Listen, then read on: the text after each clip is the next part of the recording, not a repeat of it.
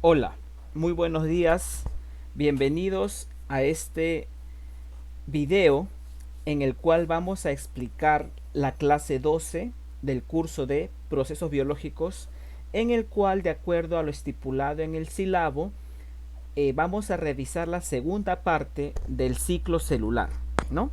La semana pasada, recordando, hemos visto la primera parte en la cual revisamos los conceptos, etapas y también, llamémosle, aplicaciones del conocimiento de la mitosis y la meiosis. En la clase de hoy vamos a ver un ejemplo de meiosis, que es la gametogénesis, ¿no? Y también revisaremos algunos conceptos y también aplicaciones médicas del conocimiento de apoptosis y también del cáncer, ¿no? En su aula virtual van a encontrar este caso en el cual se habla de las investigaciones que a la fecha se siguen realizando para comprender cuál es el rol de la división celular en el cáncer. Esto lo explicaremos luego. Si bien es cierto, teóricamente sabemos que hay una asociación estrictamente eh, ligada entre un descontrol en la división y el cáncer, aún se buscan nuevos conocimientos, estamos profundizando en eso. ¿Para qué? Para comprender quizás también nuevas terapias, para buscar nuevas soluciones frente a esta problemática que es el cáncer, desde un enfoque de vista y partiendo de la biología celular y la biología molecular que explican el proceso y que también representan una esperanza para esta enfermedad, ¿no? ¿Cuál es la agenda del día de hoy? Vamos a conversar sobre gametogénesis, el control del ciclo celular, la apoptosis y cáncer también. El objetivo de esta clase, ¿cuál va a ser? Ustedes recuerden, vienen a la clase estudiando y en nuestra reunión virtual vamos a ahondar en algunos conceptos, reforzar lo aprendido y de esa manera, al finalizar la sesión, ustedes van a estar en capacidad de reconocer las bases celulares del cáncer y también su impacto en la salud, ¿no? Para eso usaremos en esta clase el método de casos, de manera grupal, manteniendo una actitud reflexiva y de forma ordenada. Recordando la clase pasada hablamos de la meiosis, ¿no? Dijimos que la meiosis es un tipo de división celular, ¿no? En el cual los cromosomas se segregan y este proceso ocurre pues en organismos que tienen reproducción sexual, en este caso los humanos y los animales, ¿no? En la meiosis explicamos también que partiendo de una célula germinal, ¿no? A nivel de ovario o también de testículo, esta célula va a tener dos divisiones, la meiosis 1 y la meiosis 2. Si partimos de la meiosis que tiene una carga de 2N, por ejemplo, en los humanos, 46 cromosomas, que son 23 pares, esta meiosis, luego de dos divisiones, meiosis 1 y meiosis 2, vamos a obtener células con la mitad de cromosomas. ¿No? Hay una reducción en el número de cromosomas y se reduce a la mitad, ¿no? Y también explicamos la clase pasada que gracias a la meiosis se generan células sexuales, se generan gametos, que son efectivamente haploides, ¿no? Tienen 23 cromosomas cada uno y esto es útil, ¿por qué? Porque esta carga cromosómica luego va a dar paso a que en la fertilización se renueve la carga cromosómica. Tengo 23 cromosomas del padre, 23 de la madre y así tengo un sujeto, un nuevo producto diploide, que luego en el crecimiento pues seguirá haciendo mitosis, ¿no? Y luego entrará a meiosis para generar gametos y así es como vemos un ciclo reproductivo, ¿no? Entonces, si nos ponemos a ver más allá de la división, la meiosis permite la continuidad de la vida, ¿no? Ahí está. Y también no olvidar que gracias a la meiosis tenemos un intercambio genético, una recombinación genética, ¿no? Entonces, Un ejemplo muy palpable de la meiosis es la gametogénesis, ¿no? Porque la gametogénesis es un tipo de meiosis que ocurre cuando se producen gametos en organismos diploides. Ponemos el ejemplo de los humanos, ¿no? Somos diploides, 2n es igual a 46.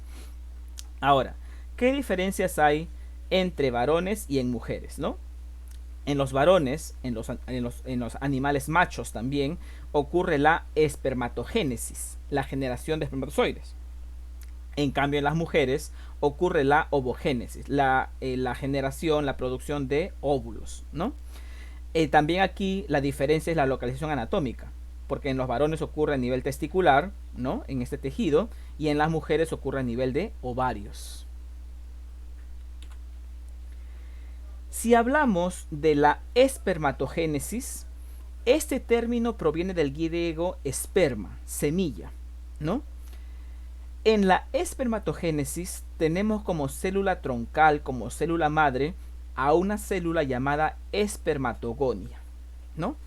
Esta espermatogonia va a sufrir meiosis, meiosis 1 y meiosis 2, la cual esta espermatogonia primero se diferencia en espermatocitos primarios, 2n igual a 46, ¿no? Luego vemos aquí por la meiosis 1, el espermatocito que es diploide tendrá 46 cromosomas, se divide en dos espermatocitos secundarios, pero ya haploides. Cada uno tiene 23 cromosomas.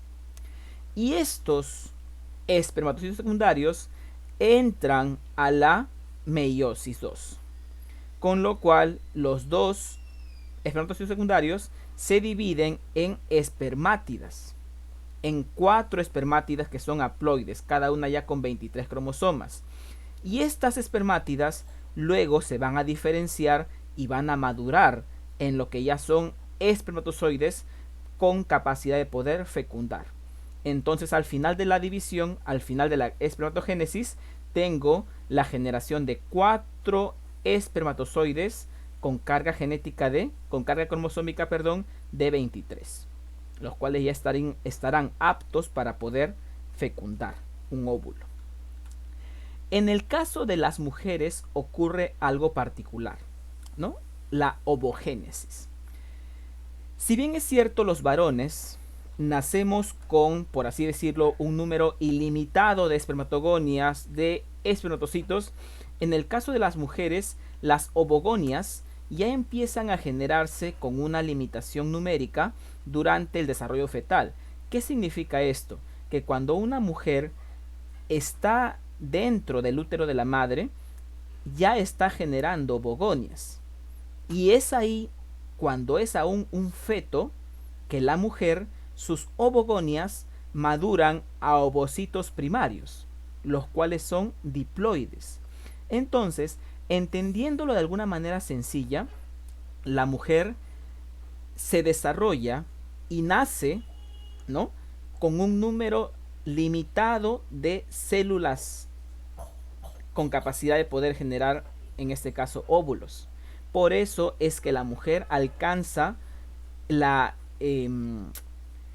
lo mal llamado menopausia. La menopausia es la culminación, el término de esta fase, pues, de el agotamiento, llamémoslo así, de los óvulos, ¿no? Entonces, estas ovogonias, dijimos, maduran a ovocitos primarios, los cuales luego por la meiosis 1 van a dar paso a un ovocito secundario y se acompaña de un cuerpo polar. El cuerpo polar es una célula no dividida, no diferenciada como tal, ¿no? Recordemos que aquí ya se redujo el número de cromosomas a la mitad. Ahora, este ovocito secundario, miremos aquí en el esquema, luego ingresa a la meiosis 2, a una segunda división. Pero ocurre algo interesante aquí, que la mujer nace con estos ovocitos secundarios. Y este ovocito secundario recién entra a meiosis 2 cuando se da la fertilización, ¿no? Miren aquí, El ovocito secundario, dice aquí, entra en meiosis 2, ¿no?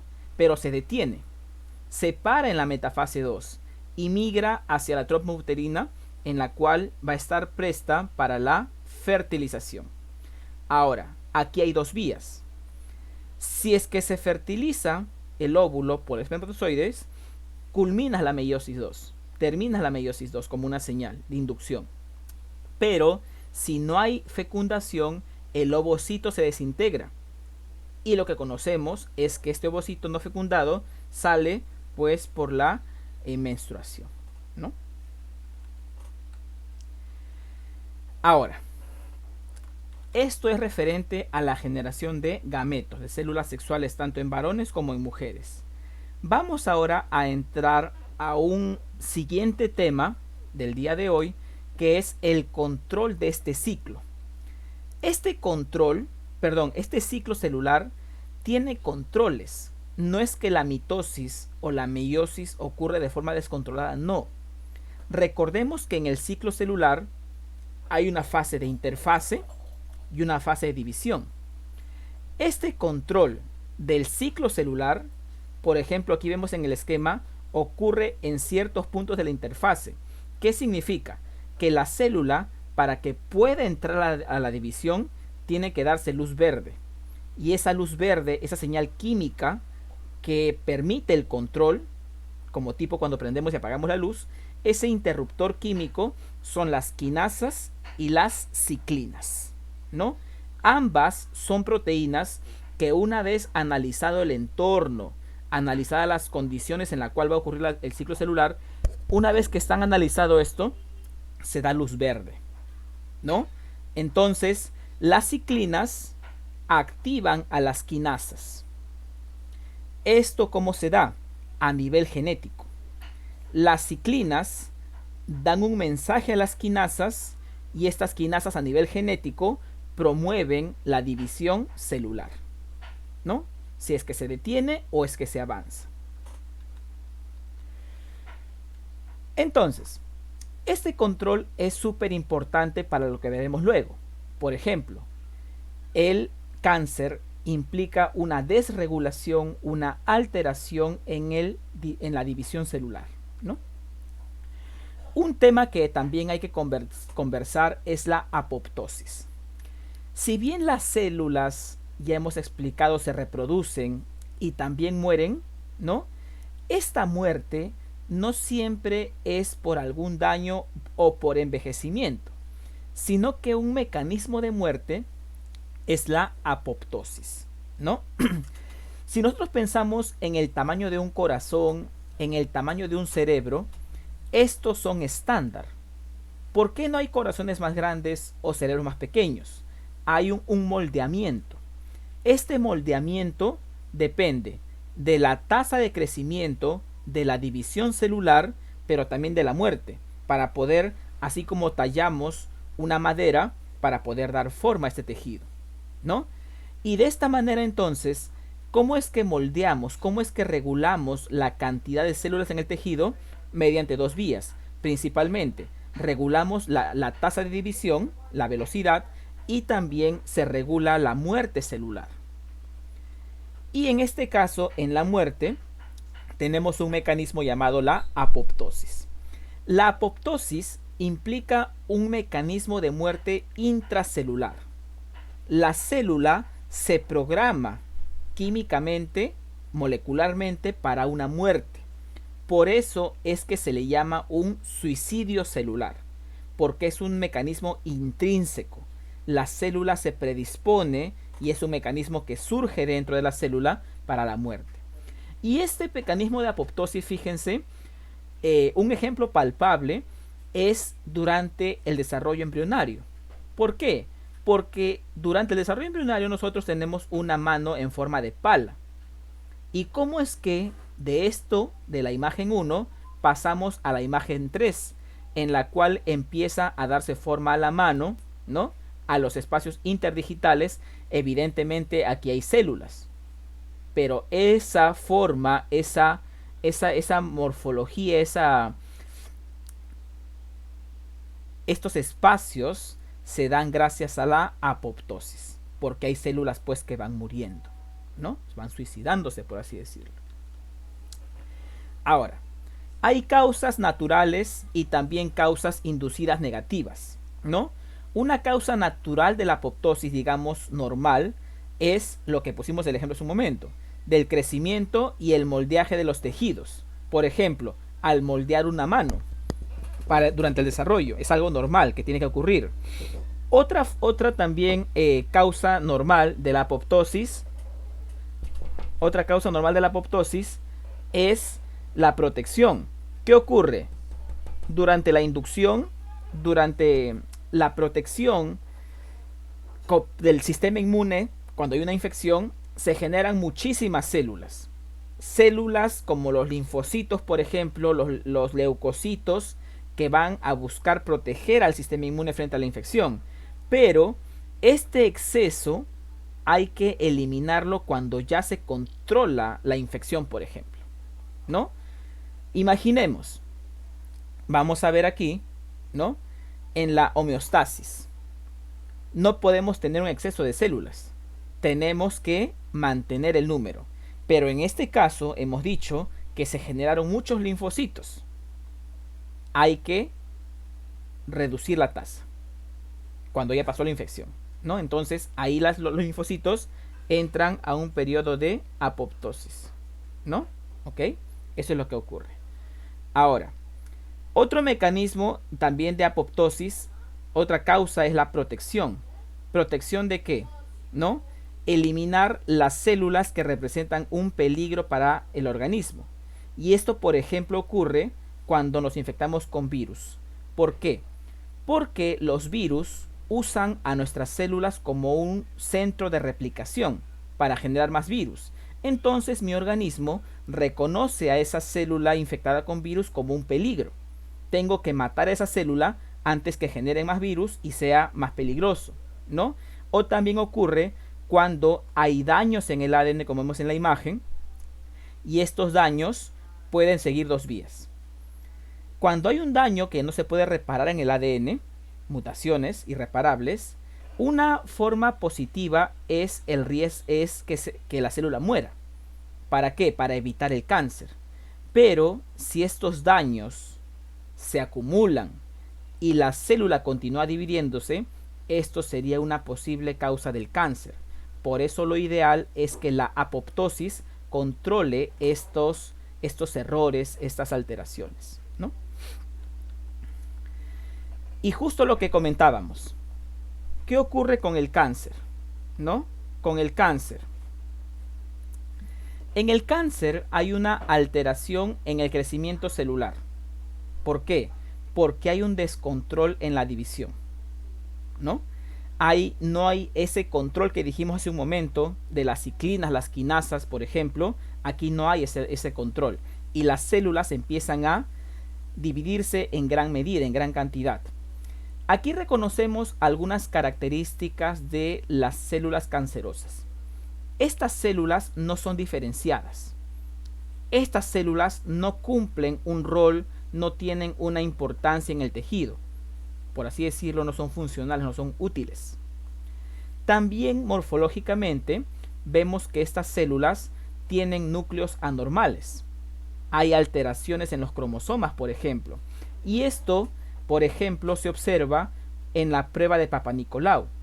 En la prueba de Papá-Nicolau vemos que hay células con morfología alterada, ¿no? Y eso sirve como un indicio para poder seguir investigando una posible causa de cáncer, ¿no? También otra característica es que estas células cancerosas no tienen un mecanismo de apoptosis. De alguna manera se vuelven inmortales, ¿no? Y eso es, de hecho, uno de las partes negativas por las cuales no podemos controlar o curar el cáncer, porque ese mecanismo de apoptosis, ese mecanismo de muerte no es útil en este caso, ¿no?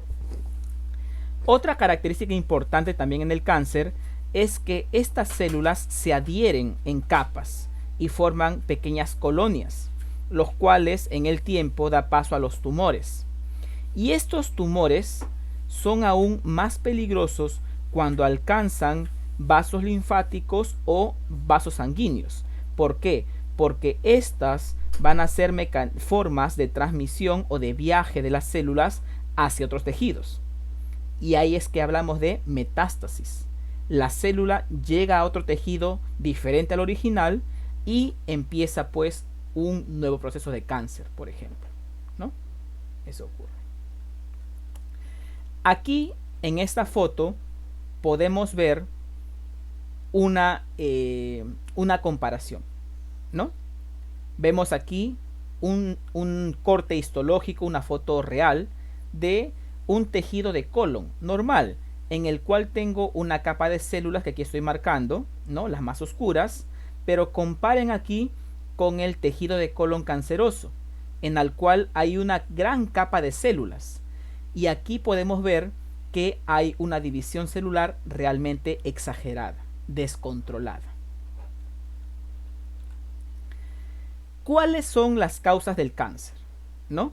Las causas del cáncer pueden ser tres en grandes grupos, ¿no? Primero, nosotros en nuestras células normalmente tenemos unos genes llamados protooncogenes. Estos protooncogenes normalmente participan en la división celular, es lo normal. Pero lo anormal es cuando estos protooncogenes se activan por mutaciones, por ejemplo, y de lo que eran protooncogenes se convierten en oncogenes, ¿no? Por eso es que quizás alguna vez han escuchado que todos tenemos estos llamados, entre comillas, genes del cáncer. Sí los tenemos, pero silenciados, inactivos. Pero por mutaciones estos pueden activarse, ¿no? Y un ejemplo de protooncogen es el gen BRCA1 en cáncer de mama y ovario. Justo en su aula virtual les he puesto un video que habla de este gen. Cuando ya es activo, da un paso a un descontrol en el ciclo celular, ¿no? Lo otro también es que estos genes, ¿no? Hay otros genes que inhiben, que evitan que la célula se divida rápidamente, en descontrol. Pues se llaman supresores, suprimen, evitan esa división descontrolada. Pero cuando hay una mutación en este gen que silencia, que suprime, hay un descontrol evidentemente. Y esta inactivación de la supresión da paso a también que las células se dividan pues exageradamente, ¿no? Y sin control. Existe un gen supresor llamado RB. Cuando este gen está alterado, ya no cumple su función de silenciar o de suprimir, y las células empiezan a dividirse.